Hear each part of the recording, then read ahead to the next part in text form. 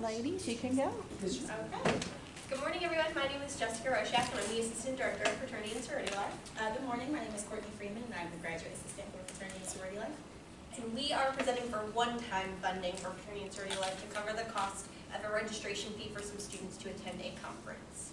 So AFLV is the Association for Fraternal Leadership Values, and it is the largest gathering of Greek students in the country. And so it's going to provide opportunities for more than 20 educational opportunities designed to create an experience to advance the fraternal movement.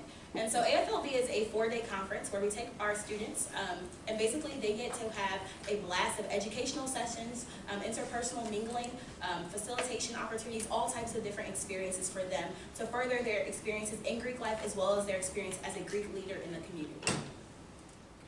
So who exactly are we serving? Because we aren't able to take everyone to this conference, but we do have 4 councils, which Amanda highlighted. We have our Multicultural Greek Council, our National Panhellenic Council, College Panhellenic Council, and Interfraternity Council. So the goal with this funding would be to take at least one representative from each of these 4 councils to attend this so that we can reach a wider audience. Ultimately, they are all members of the Greek community, but each council serves in a unique population of individuals, and so if they can attend, that one person can at least bring that information back to each council, having an impact on them. We also want to take one person from each council because it's very difficult to program or to have an event or to attend something that speaks into the unique experience of each of these 4 councils, but AFLV Central is able to do that. As Courtney said, there's educational opportunities. It's a great networking experience and career development experience for them. So we'd like to at least give that opportunity to one person from each council so that we can reach the maximum audience. So it is 4 days. They leave on a Thursday and they return on a Sunday in Indianapolis, Indiana. Again, we want to take all 4 councils, but the point that I want to drive home is that there are 3,500 participants that attend AFLV and over 225 campuses. That's really important because we've learned in working with these students that many of them have never left the greater DFW area, and so this is extremely eye-opening. They don't get these opportunities necessarily within their individual organizations or their experience here overall, and so we're able to provide that. They're able to network with these individuals, learn from them, hear about the great things that bigger schools are doing and that they face the same challenges that we face here. They're able to hear from speakers across the country that we don't financially have access to bring here. So it widens their lens, it allows them to get the perspective outside of just the fraternity and sorority life staff here and their chapters, and better their chapters, which in turn is going to better our campus. And we put endless possibilities, and I know that may sound cheesy, but these students have the motivation, they have the drive and want to do something better. They just don't have the resources or tools necessarily. And this is one thing that we can do to equip them with those resources and with those ideas to bring back to campus. So this is a breakdown of the 4 days of AFLV. So we have 7 educational sessions, and in these sessions, the cool thing about this is students can make their own schedule. And so each of the members that will attend can basically figure out which educational sessions they would like to attend based on the needs of their council and the challenges they currently face. And so they may decide to go to a programming block. They may decide to do a risk management block, and there's a multitude of other varieties they can also attend. We also have several general sessions. This is where all 3,500 participants come together and hear a keynote speaker. And those keynote sessions, they are amazing. I attended AFLV myself this past spring. And so in these keynote sessions, we talk about hazing, we talk about being able to keep your promises, all the different things that go into being a member of fraternity and sorority life. And then the cool thing is we also have some affiliation luncheons. So some of our organizations, they're national organizations, attend these conferences as well, and they have opportunities to meet some of those members as well as members of the same fraternity or sorority across the country. And then we also have a recognition banquet. So this is where we recognize all of the great things that our chapters in various campuses across the country are doing. And so there'll be chapter of the year, chapters that have done the most community service awards. And so we would like to attend AFLV again, just so our students have the opportunity to experience all of these different things throughout these 4 days. So the cost of AFLV, so we are requesting just the registration fee for AFLV. So that comes to about $390 per person. Altogether, it's about $1,500 if we took one member from each council. So the remaining costs, airfare, shuttle, hotel, and food, we would actually have our individual councils be responsible for. And so again, we are just requesting the $390 registration fee per person. So to give you an idea of what we're hoping for this year and in the future, like Courtney highlighted, it's about $1,000 per person to attend. And right now, our councils see, wow, you're asking me to spend $1,000, whereas we see the benefits of AFLV. What we we want to do is be able to capture our audience, get that one person there to experience it, so that they can come back and relay, this was important, here's what I learned, and here's how it's going to benefit the councils. We need to show that value in leadership training that they don't currently see because they haven't had these opportunities to get buy-in for the future. After this year, we're hoping that the councils will be able to budget for AFLB, and if they can't budget for it through dues, they'll be able to fundraise. They need that time to plan and that incentive to plan. We also hope that our chapters will start to see the value in this because we are able to take whoever we want from campus, but if the councils come back and they talk about their experience and share how it helps the chapters will in turn be able to send some more people, and that will help with the cost per person in terms of hotel, but again, helps us to grow our audience. So without funding, very few students will be able to attend. And so one of the big points that we want to point out here is that our multicultural organizations will suffer the most. Specifically, our Multicultural Greek Council only has about 30 students in it. And so that price tag, it has a bigger impact on them versus a larger council where they can kind of divvy up the costs more and have more opportunities for that. And so we want to make sure that we are being representative. And so we want to make sure that every organization is going to be represented. I'm sorry, not every organization, every council is going to be represented. That way these leaders can bring this information back to campus and share it with their council, and then like Jessica just mentioned, hopefully have a buy-in in the future. And so we are requesting this funding again so that we can have an opportunity for each of our councils to be represented, which we didn't previously have. And so that is why we are requesting the $390 registration fee per person. What questions do you have? Sure, a couple of questions real quick. Wonderful presentation, thank you. I'm all about leadership, but I have to figure out how to put a budget together based upon limited resources. What is the difference between the AFLB training and what Ms. Amanda just got discussing with the training she's doing? And then secondly, since it's 1560, and Ms. Amanda just alluded that there are monies left in her budget for fiscal year 19, and you're asking for 1560, have you requested money from Greek Life, or have you requested money from Dr. Newsom? Okay, so to answer your first question, the difference is impact, which is what Amanda presented, is something that is just for our students here, that's facilitated by our staff members with some curriculum from a national organization.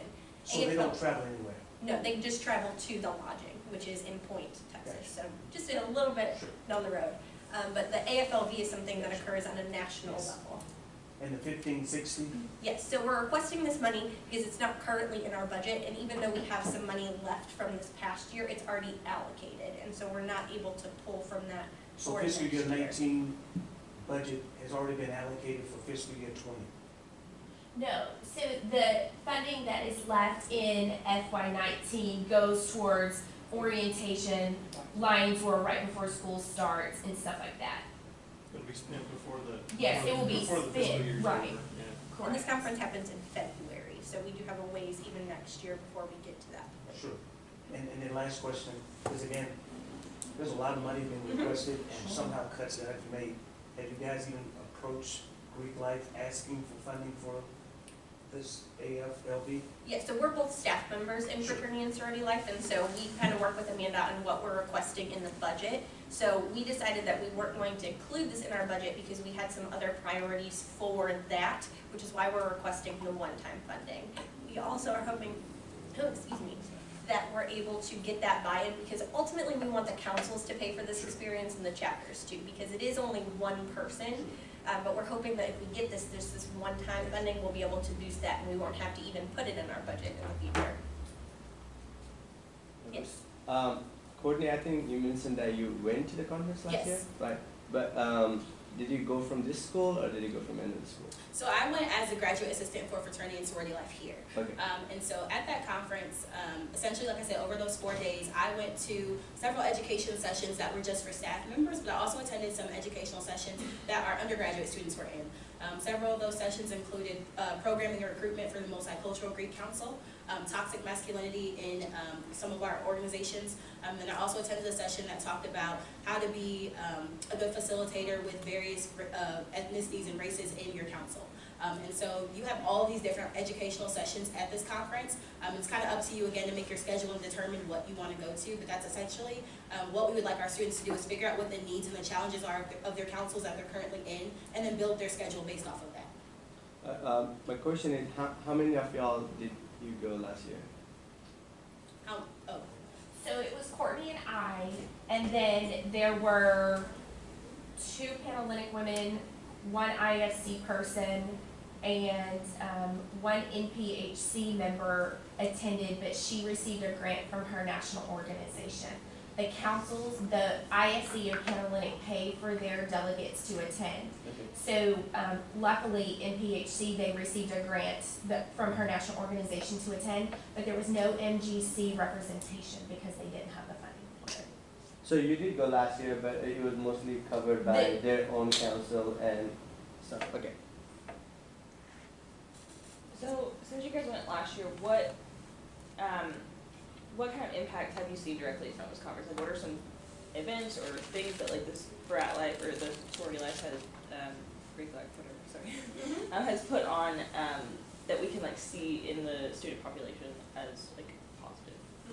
So I wasn't able to attend because I was out on maternity leave, but I came right back afterwards, and so I can speak to what my students have told me versus what I've seen, and then Courtney might be able to talk a little bit more directly. But I think the biggest thing that I've seen is that the students have shifted from thinking about their councils and their chapter individually to Greek life on a greater scale, and they're starting to see it as something more than just A&M Commerce, which is not something that's typical within our community, mainly because we are in our little commerce bubble.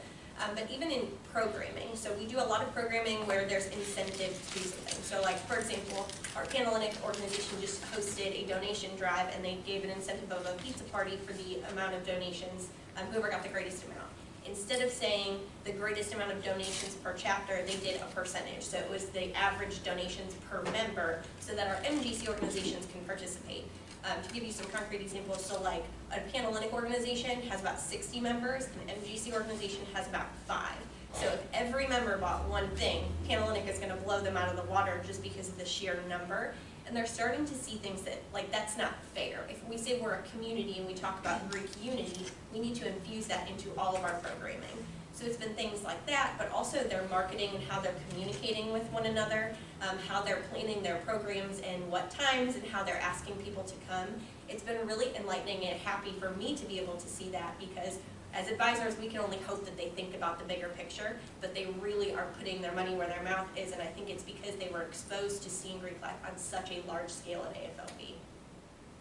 Yeah, so I'll talk from my experience as well. And so I went to a multitude of different educational programming, like I said.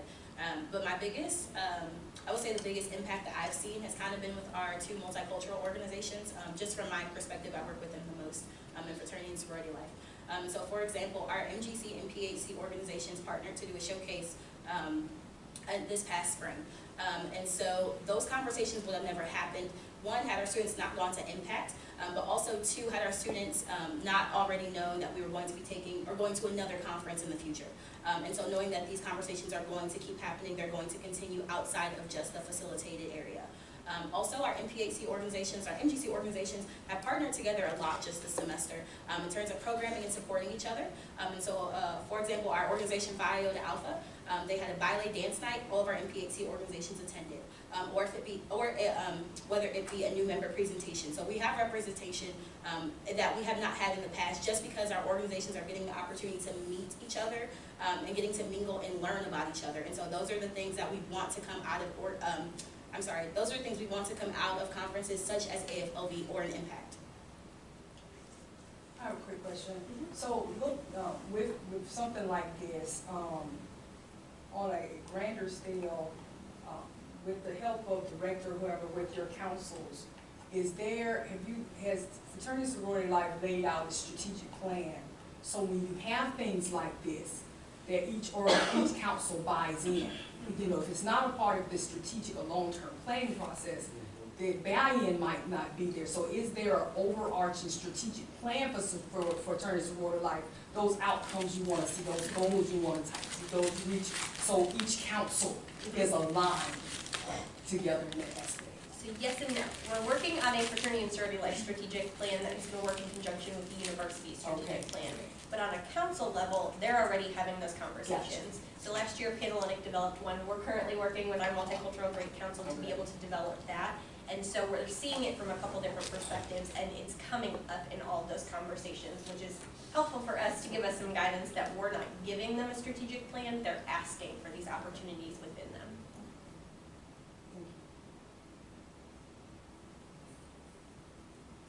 thank y'all so much. We appreciate your time this morning. Thank you. Just to make sure that it's